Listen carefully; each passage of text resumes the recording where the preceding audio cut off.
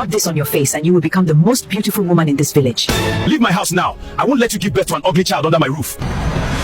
Life in the new village was different. Chizzy had learned that life would not give her beauty. What it did give her, however, was strength, honesty, and caution. She was still skinny, still ugly, her face plain, and her hands rough from work, but she had something rare in the village. People trusted her. Traders trusted her in the market because she never lied about goods or money. Neighbors liked her because she never gossiped or took sides in fights. Children liked her because she was gentle and kind, but her heart was quiet and guarded. She had been hurt before. Titus, a man she once trusted, had pretended to love her. He had stolen what little she had, laughed at her face, and left her heart broken. Since then, Chizzy had built a wall around herself. She worked hard, kept her head low, and never allowed herself to trust a man easily again. Chizzy's mornings began before the sun rose. She would sweep the yard, fetch water from the communal well, and prepare food for families who paid her to cook. She carried heavy baskets of vegetables, walked long distances, and returned home exhausted, her body sore, but her mind at peace. She had no husband, no lover, and no child, but she had work, honest work, and that kept her alive. The women in the village whispered about her often. Chizzy is ugly, they said, but she is hardworking and honest. Chizzy would smile faintly when she heard this. She had accepted her fate. Survival was all she needed. Love was not for her, or so she thought. Then came Collins. Collins was tall, handsome, charming, the kind of man who made people stop in the street and stare. His smile could light a room,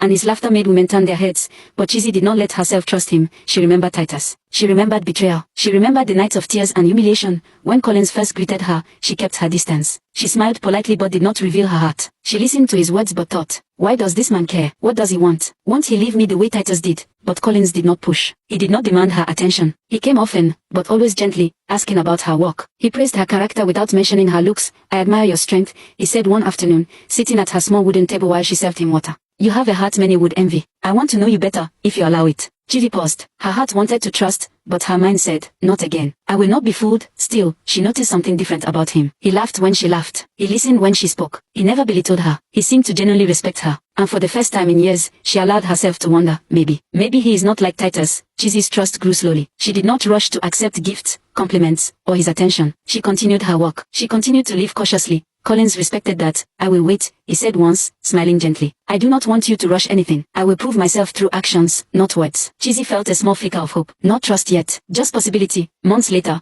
after careful observation, Chizzy allowed herself to accept Collins's proposal. She had tested him. She had watched him in the village, seen how he treated others, and noticed he did not mock the weak or boast to impress the proud. The wedding was simple, nothing extravagant, but the village came out to witness it. Chizzy wore a plain dress, her hair tied neatly. She had tears in her eyes, not because of beauty, but because she had finally found a man she could believe in. Neighbors whispered, finally, she has something good in her life. She deserves this. Chizzy believed that maybe life had finally remembered her. Maybe, just maybe, this man would stay and love her as she was. But from the first night of their wedding, something strange began to happen.